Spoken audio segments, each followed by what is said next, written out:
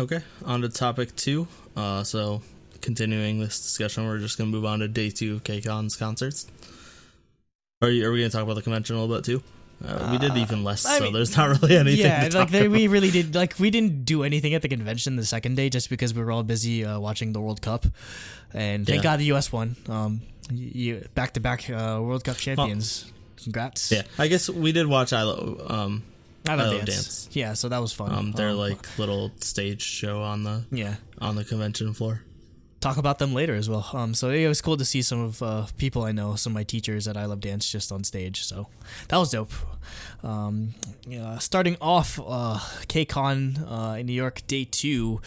Again, we had start off with a special stage. AB6IX did a cover of Charlie Puth's Attention, and Very Very did a cover of a little song called 24 Karat Magic by Bruno Mars. That was all I could think about when I heard that song. I had the biggest smile on my face. That's the randomest truly Daebak inside joke, but oh yeah. like half the people that subscribe to us probably don't know what the hell we're laughing about. Probably 85-90% don't know what that joke is. But anyway, what'd you think of that one? Those stages? It was good. I thought so. To be honest, AB6IX was a little disappointing overall. For the concert, I don't know. I kind of didn't have much expectations. Their performance of that song was fine, and once again, I didn't really know the song. It's very Daewoo. I understand why he did it. Yeah. But yeah, the song was fine. Obviously, they only had the 4 members. The one member hurt his leg. He was there, which we'll get to. But I thought the boys, or not the boys, Very Very did a really good job for how new they were. They just had that rookie energy. Which is AB6IX didn't have, which is why I'm comparing them a little less favorably. Very Very had that super high energy rookie energy performance, and they were just having a lot of fun, and it showed. Where AB6IX did a more serious song, and it was slower, and it just Yeah, that's more their style, though, I guess. They're not really the same. It's definitely their style. But it just, when you're doing those 2 songs and, comparing them, it just makes them look worse, because Very Very was just, super high energy and having so much fun and stuff, to in my opinion, at least. And, not to knock the group or anything, that was just how I felt. But, yeah, I really liked Very Very's performance. And going in, I didn't... So, when they performed their single, I remembered it, because obviously we listened to it for releases and stuff. But before that, I didn't know any of their music, and didn't really remember it. It's not something I'd listened to other than from when we listened to releases. Yeah. But when they did perform, performing that song, they just had a really good time, and it was fun to see that. I mean, it makes sense for them to do something like 24 Karat Magic, because they're pretty much their entire. Very Very's entire concept is just New Jack Swing at this point. So Bruno Mars is the purveyor, or the reviver of New Jack Swing, at least in this decade. So yeah, it makes sense to give him a little tribute, and they killed it. I love the choreography that they did for that. It's they did some really cool Transformer robot type shit. So I really enjoyed that thing. But I mean, yeah, AB6IX killed it definitely with the Charlie Puth song. I mean, it's very much up Daewoo's alley in terms of just super sensual, super sexy type of choreography.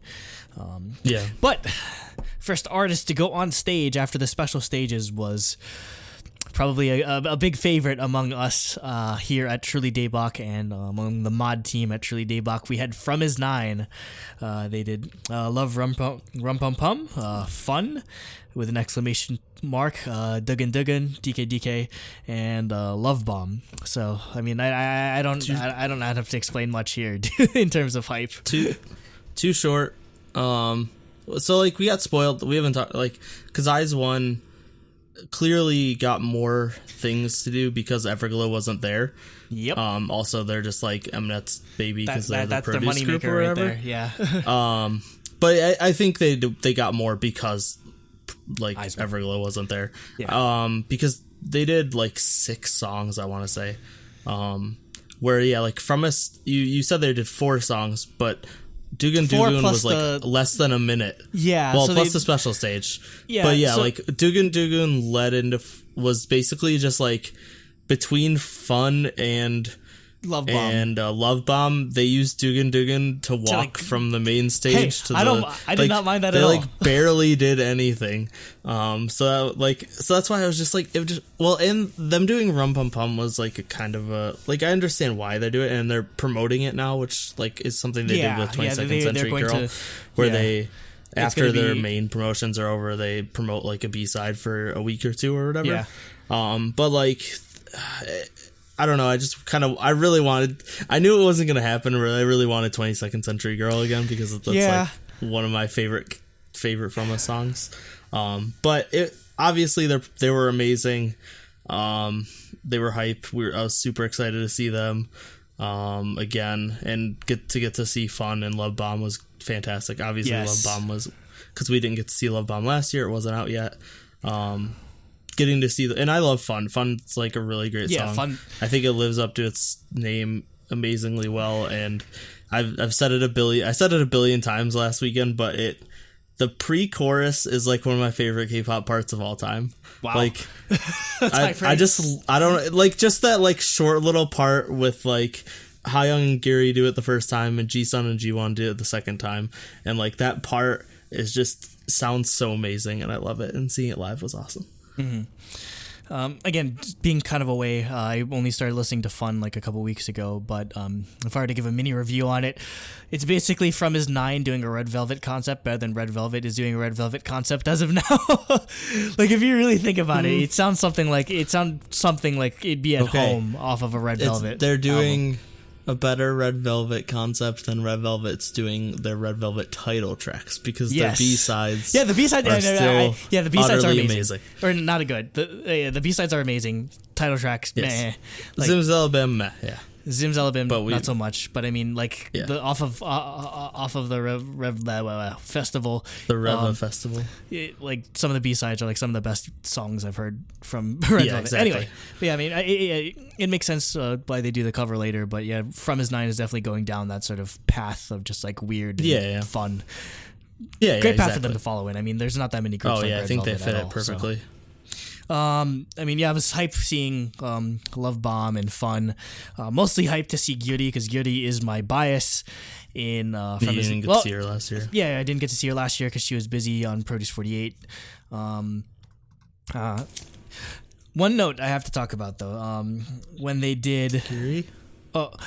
I did not realize how tall Gyuri was.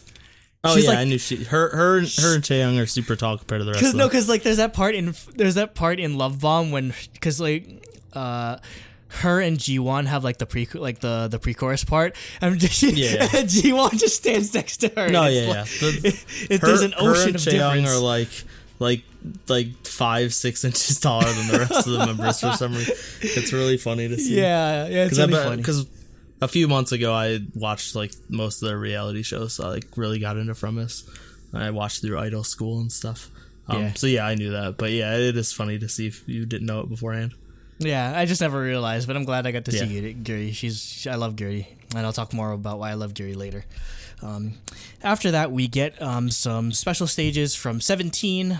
So they did Rocket, which was a duo by Joshua and Vernon, and then they did Moonwalker off of their album from 2018. I forgot what the name of it. We missed it in reviews, but Moonwalker. It was Dino the 8. Awesome. Dino the 8, Hoshi, and Jun. So you like Moonwalker better than Rocket? Yeah, I mean, I thought both were great. But yeah, just Moonwalker is just a song like I knew better.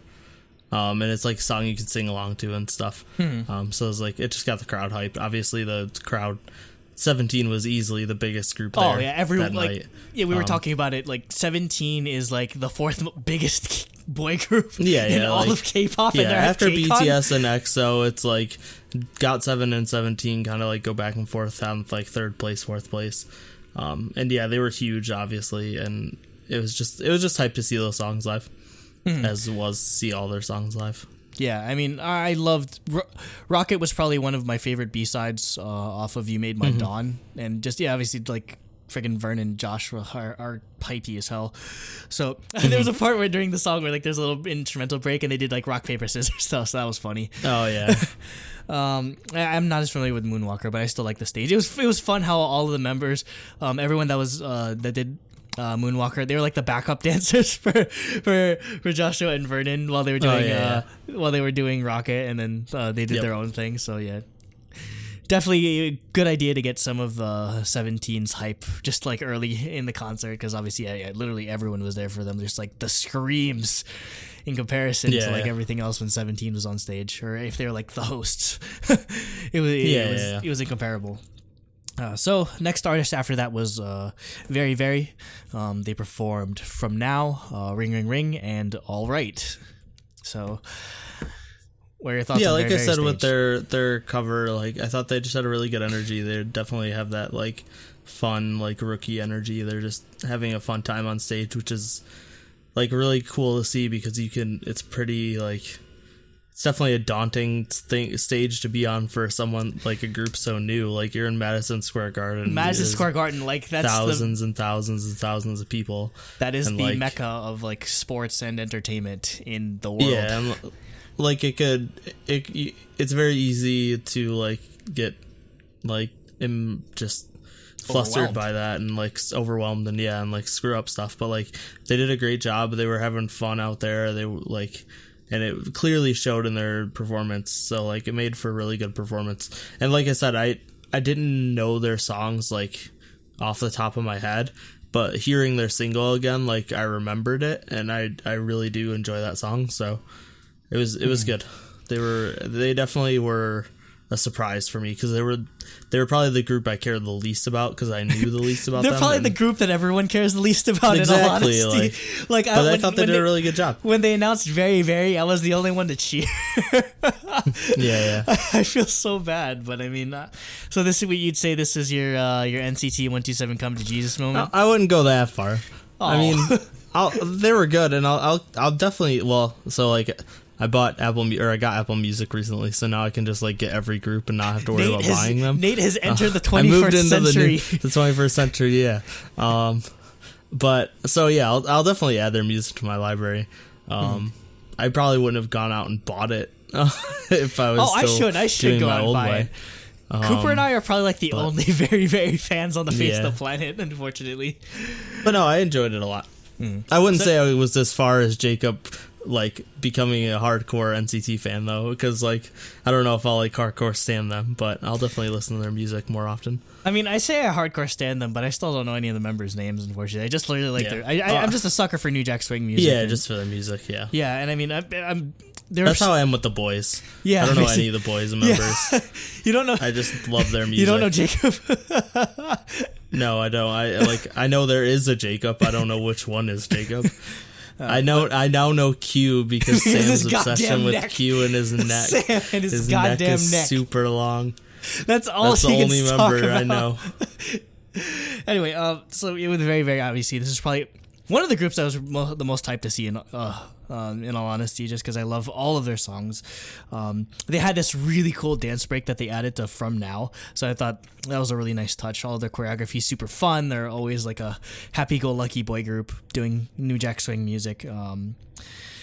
Definitely felt kind of short because they only did 3 songs. I understand they did like the special stage in the beginning, but I wish they got to do more, because they didn't do like their pre-debut like first song, the single or whatever, Super Special, which is probably still my favorite. Super Special I love, but I mean, all these songs I love as well, but yeah, I felt like they should have gotten more, just because I feel like they're one of the best in terms of like stage presence, surprisingly coming from a rookie group. So after that, we had AB6IX. So they did Breathe, Shining Stars, and Hollywood. Obviously, 1 million album. They only got so many songs to pull from, and it certainly didn't help that Woojin had the ankle sprain. So the entire time he wasn't doing choreography. It was just the 4 other members and Woojin just sitting in his seat. I felt so bad. Yeah, it was super awkward. And like, I don't know, like I said, like I like their single a lot, and I like a couple of their B-sides. I can't stand Hollywood, and I still like, even unlike Cat and Dog, I don't think it even held up as much. Like, obviously it's hype, but even like live, it still was like pretty disappointing. but like, yeah, I just like it was the same problem with newest, is like their style just kind of like brings the level of excitement down because it's just like slower and like their debut, like the actual single was great, and it's got like that great house beat, but like the other stuff they did was just like kind of not as exciting. So like it was that same kind of issue with newest, where like they did a really good job, their choreography was really good and stuff, but it just brought my like hype levels down. Coming off of very, very being like happy. And then Hollywood showed up, and it's supposed to hype you up, and it was a good idea to end on it, but it's just the song is just such a not good song. You know that hold on, I'm gonna go look for it. You know that like meme that we made with with Woojin just sitting there. Here, I'll look it up for our viewers. So I got the perfect picture. I captured the perfect moment during AB6IX's stage, where it's just the four of them doing choreography, and Woojin's just sitting there, like staring at them, like he's in timeout, basically. So yeah, I mean, it sucks, but I mean, I don't know. I'd say maybe that sort of contributed to like the lack of energy. Is just one, they were kind of like anchored to the front, like they couldn't go anywhere because Woojin obviously can't move because of the sprain, so they just got stuck up front. They couldn't do anything in the center stage, so maybe that's why I wasn't as interested. But I mean, I still liked Breathe a lot, in all honesty. I think it was great seeing that live, just because the choreography for it is really good. I wish I could see it like up front, but I mean, yeah, they didn't go to the stage. Shining Stars is okay. I mean, I'm probably the only one that's still in the world that still likes Hollywood. But yeah, I thought it was hype, so it was a good idea to end it. I feel like they could have added another song, because there's another. They had Friend Zone off of their first EP that I feel like they could have added. They were a lot more popular than I expected, though, in all honesty. Like when AB6IX came up, there was a lot of cheers. Again, Wannables, just sort of supporting all the groups. So that's not too surprising. But yeah, I feel like they kind of just like get sort of forgotten in the sort of swing at things just because everything else was hype. But I mean, I still liked AB6IX's performance. Next we have special stage. So again, much like last night, the previous night, they had like the whole fromis news thing, talking about like EXO and Red Velvet. Wait, who was the member? I couldn't tell who it was. Was it G1 that was like, it had like a wig and everything, and was supposed to pretend to be at a fan at a Red Velvet concert, and she was speaking exclusively in English in the video? But that was really funny. Oh yeah.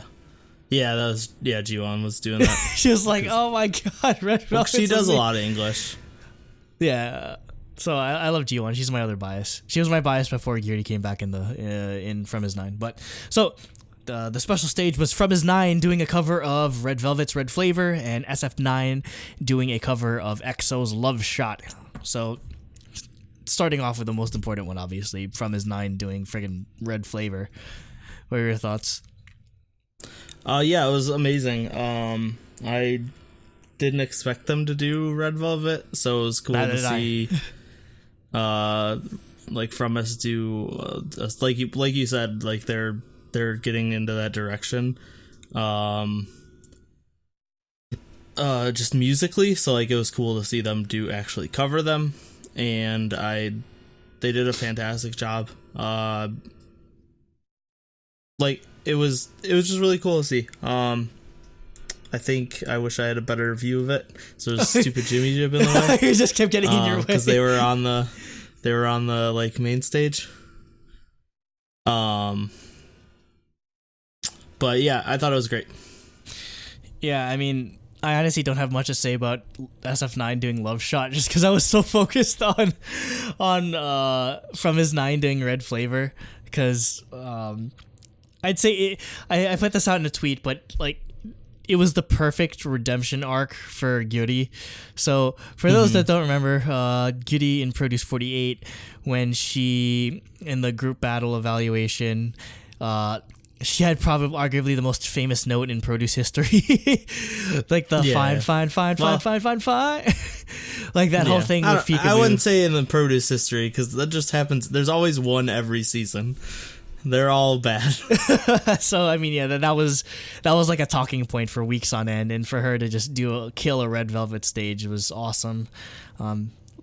Love Gary, so I'm glad you got to do this, and they really did kill it. That's probably one of my favorite like KCON like special stages I've ever seen in person. In all honesty, like that was really good. That was really, they did it so perfectly.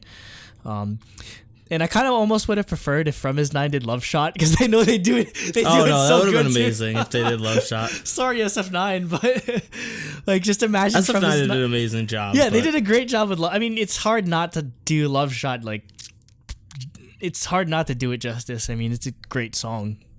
It's funny how it's kind of almost like it's kind of almost more popular than whatchamacallit, because it's a repackage. What was the first song?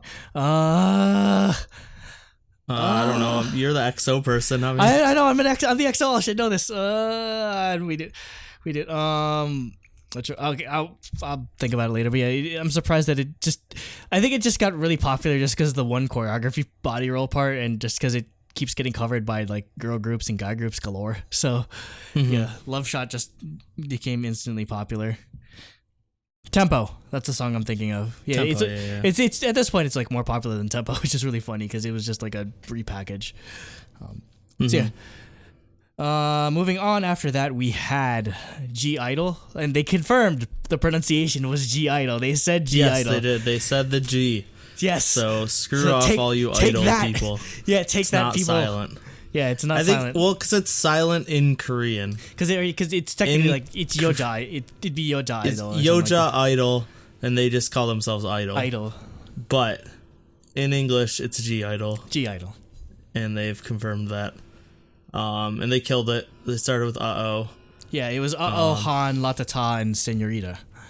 Yeah, so they did all 4 of their singles, which is what we expected. We were hoping they do a special stage. We were hoping it was the KDA, Pop Stars, but it wasn't, unfortunately. It was a great stage, but it wasn't Pop Stars. We'll get there. Yeah. But yeah, they killed all their singles. They were amazing. They're all amazing live. I love all their singles. I think Senorita is my least favorite, but I like the song. I like live. A lot. Yeah. I like the song even not live, but I thought they killed all their performances. Their stage presence is fantastic.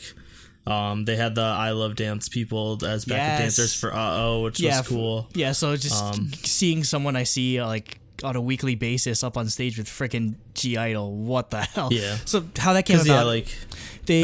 They did a last year. They were involved with G-Idle doing the flash mob in New York City. So they just, I guess, did something again with. I mean, they did.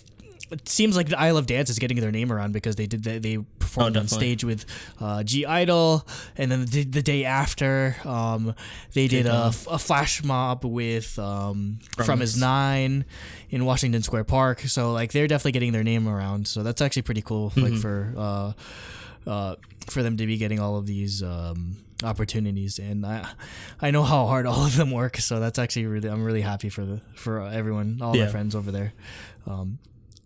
Yeah, I thought it was a cool idea because I think like a big part of Uh-Oh's choreography is that part at the end with so the group. Many dancers. Yeah. So like if they didn't have that group there, it would have definitely diminished it a little bit.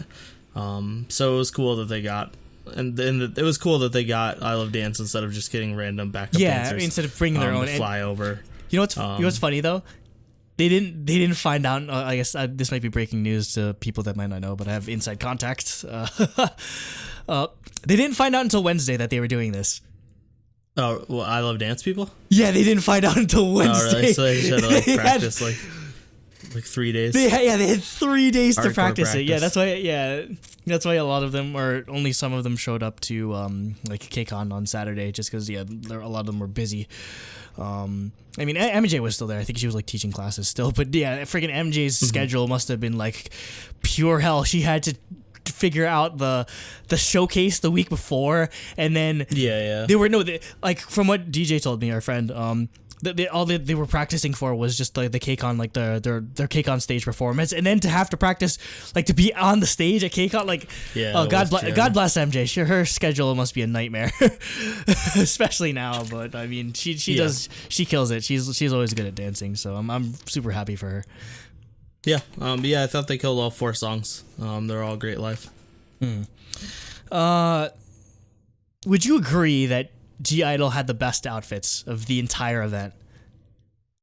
I say yes. I love their outfits so much. I'm sorry.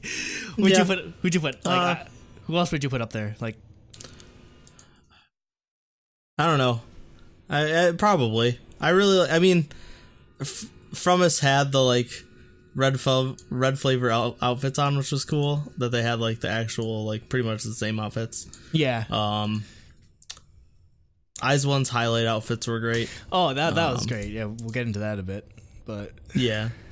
But yeah, probably. Yeah, I think it's just the most memorable. SF9 with their open shirtless suit. They just had suit jackets on without shirts under them. So you got lots of chest. Lots of chest action going on there. But I mean, at least in terms of the female groups, like I think feel like I-DLE fucking killed it in terms of just styling or whatever. It feels like (G)I-DLE. (G)I-DLE. One thing to mention, all of Soyeon's vocals were live. Like you could hear it live, and she had like a mic and everything too. So I was shocked because I mean, usually it's either all or nothing. It's usually I mean, sometimes it's the Raptors do it live, but like last year we had it with Stray Kids. Everything was live because they're insane. I don't know why they do. I don't know why they do it, but But Soyeon, like you could hear, like you can hear the vocals and everything. So that was shocking to me, and I loved it. Yeah, that was cool. Uki got so many cheers. I was surprised. I didn't know how popular she was. Like when her part came up and like the whole crowd went crazy and everything. So that was surprising. Also, but I'd say Minnie's still probably like the bias wrecker, at least around for this comeback. I feel like she's been killing it lately. But yeah, I loved all the songs, especially getting to see Latata and Senorita up close. Again, I have my gripes with Senorita, but still a good song to see live. So yeah, I feel like (G)I-DLE killed their performance. I wish, hopefully they'll get more music and they can have their own. Has Kpop toured in the U.S.? Like, when was the last? I mean, besides Hyuna, when was the last time a Kpop group toured the U.S.? 4 Minute never toured. I don't know. I don't think Beast ever did either. Maybe. I mean, they went to KCON, I think, but CLC I don't know if and (G)I-DLE obviously haven't. Yeah, I don't know. Aren't you glad? Pentagon. How awkward would? Yeah, maybe. How awkward would it be if CLC if CLC went to KCON, considering I-DLE would be doing Lovey and Rose? Yeah, I don't know. That's kind of like the awkward situation that (G)I-DLE gets to go to KCON and everything, but CLC can't, or just they just get overshadowed by them. But I mean, I'd like to see CLC. I mean, I have my gripes with some of their songs, but they'd still be a good group live. Mm-hmm. Yeah. Moving on, we have SF9. They did RPM, O Sole Mio, Now or Never, and Play Hard. Yeah, I thought they did a great job. I really like half of SF9 singles. They're really hit or miss for me. Yeah, they really are. The SF9 is the definition of hit or miss. RPM was awesome. Yes. O Sole Mio's whatever. No. But like most of their other singles are pretty good. But they did a great job performing. They were really good choreography. Like I said, their outfits, they had the shirtless suit jacket outfit style, so they had that going for them.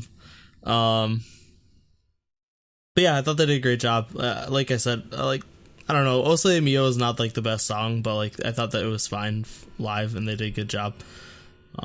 Like nobody in KCON this year like really was horrible. Was horrible, yeah. The only issues I had were like basically it was just with Newest and AB6IX's like placements and styles, like just don't like they don't really like fit that type of concert as well. Yeah. But SF9 songs did. RPM definitely was hype as hell. Yeah, RPM was a lot so of people hype. like that song. So yeah, they did a good job. Yeah, again, it's a song that came out while I was just busy with work or whatever, but listening to it over the weekend, I'm just like, damn, that's actually a really good song. I'm glad. Yeah, I'm glad. Like between RPM and Now or Never, they've been definitely back in my good graces ever since they put out the abomination that was Oso Le Mio, and seeing it live just did nothing for me. In all honesty, I was joking. I'm just like, I'm gonna walk out of the building. I don't like this song at all, but. Yeah, they really killed it with RPM.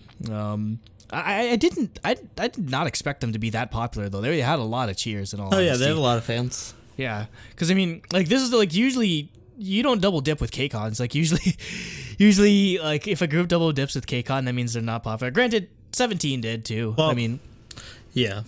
But I mean, it's just because you're an Mnet group like Fromis. Yeah, you're an Mnet group. Fromis or I-DLE, you're guaranteed to be part of every KCON for till you disband, basically. Yeah, they got to milk it for as long as you live, essentially. But Jacob and I were very sad that they didn't do Easy Love, because Easy Love is Easy Love too. By far still their best song. So I'm really sad that they didn't get to do it. But I mean, what they did is still pretty hype. After that, we got a special stage, (G)I-DLE doing a cover of All That Jazz from the Broadway musical Chicago. So let me get this straight. They're doing a song about Chicago in New York. Yep. Yeah, I laughed at that when they said they were doing that too. I was like, wait, you're doing a song from Chicago? That doesn't make sense. But no, they killed it. It was it the whole song or was it short? It felt short. I don't know if the song's short. Yeah, I haven't listened to the soundtrack from Chicago. It didn't seem that long. But yeah, I thought they did a great job. Obviously, like we said, we really wished it was Pop Stars, because that would have been the English bad boy moment. Like that'd probably be the hardcore surprise, like hype as hell moment. Yeah, that'd be the defining moment of the whole KCON. Where this definitely wasn't that. But they did a great job. They were singing, like, their vocals were fantastic. Their outfits were fantastic. Oh, yeah, some of the, like, again, (G)I-DLE's killing it with the outfits. Those freaking black dresses, man. Sorry, CLC. But also, Uki, her English. Did you hear her English? Yeah, she's yeah. I know. I think she's, like, fluent in all, like, English, Korean, and Chinese. She was fluent in English. Because that was, like, something that stood out. She's just like really good at languages in general. She was like really good at Korean right from the start, and like she's good at English and like obviously she's Chinese. I know they're trying to get into they're trying to enter the Japanese market. They're doing I think either sometime this week or next week they're releasing the Japanese version of La Ta. Please do an English version of La Ta or something, just so I can hear Uki sing in English. It'd be amazing. Or just do an English English song, please, because she can definitely pull it off. Yeah. That was actually something that stood out to me with all the groups this year, where like they all had really good English speakers. Like that's just like, even for like the rookies, like some of them, like that wasn't amazing, but like in general, a lot of the groups have like almost fluent like English speakers. Like Starship, like with IZ*ONE, like Wonyoung and Eugene's English is really good, and they're both like young, so like Starship has a good. Yeah, Wonyoung went to like an English school or something like that, but Eugene was good too. But like, Eugene was really good too. So yeah, like Starship must have a good like language program. Yeah, and I mean, I think at this point, like especially with the rookie groups, everyone knows that they're not. They're not marketing to Korea anymore. Like Kpop is an international phenomenon at this point, so. If you don't know English, you're not going to be successful. Essentially, if you're outside, at least outside of Korea, you won't. Yeah, well, you're just missing out a lot of like opportunities. Like a big thing, obviously, with all like the boy groups now is like getting on these morning shows. Stuff the boys was on. Everyone goes on Fox 5. Like that, like this news anchor Rosanna Scotto that I've been growing up my whole life watching, just seeing her with K-pop idols is just insane at this point. So, yeah, it's almost mandatory at this point that you need to know English, like let alone like other languages. So yeah, I think it's cool that it's easier for them to just sort of come here and just still like interact with fans and everything. Yeah. After that, we get to the main event of the evening, which was 17. They had the most songs by far. They did Getting Closer, Clap, Good to Me, Adore You, and Aju Nice. Yeah, unlike Newest, this is easily the correct choice to end on. They killed it. They killed it. They did amazing. All their songs were hype as hell. They were super fun. The crowd was super engaged and singing along to everything, doing the clap and every clap and like Aju Nice and everything. Like it was really cool to see. I was actually surprised how much of their older stuff they did. Yeah, I'm really like we didn't get any of the like Don't Want to Cry era like stuff, which I really wanted to see. Don't Want to Cry's choreography live. Yeah, so, just like, I was sad. Seeing that in person with like the exactly. part where they're all on their knees, just in with that many people was would just I be was breathtaking. a little sad that I didn't get to see that live. But overall, I thought the set list was amazing. They definitely picked the right songs because they picked the super hype songs that everyone knows and everyone can sing along to. And they just killed it. They knew what they're doing. They've been around for so long. They have that stage experience. And they definitely took advantage of it.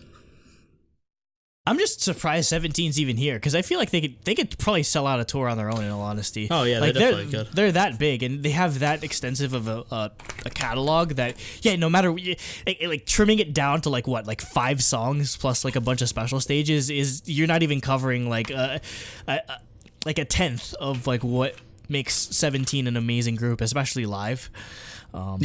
So I'm just really glad to see the songs that we did live because especially Getting Closer was hyped to see live because after seeing that Mama performance where like they debuted the song, like the music video hadn't even come out and they debuted it at Mama. I was like, damn, I'm sold on this song. And also, I wanted another chance to see 17 because the last time I saw them in KCON in 2016, I really didn't know who they were, and that was before they even released. That was before they released Aju Nice. So like all they had was just like Manse and like very early 17. Like they're so different now, comparatively. I loved Good to Me because I learned the choreography to that song, and seeing it on stage live and seeing just how like intense they are when they do the choreography just gave me a whole new appreciation for just how difficult it is and just how much intensity you need to do that kind of song. Just seeing Woozi do all the choreography, especially, he's the one that goes hardest, and much like Nako, he's short as hell. No, yeah, he's so short. It's still surprising seeing it out like in person, but damn, like compared to everyone else, he's so. I mean, I guess it makes him stand out in that sort of way. But it's in again, like much like we were talking about with the boys in the night one. Like there was a part during Aju Nice when they went to different parts of the stage, and the stage still looks really full. Like some of them were in the front, some of them were in like the middle, some of them were like on the sides and everything, or like down the walkway.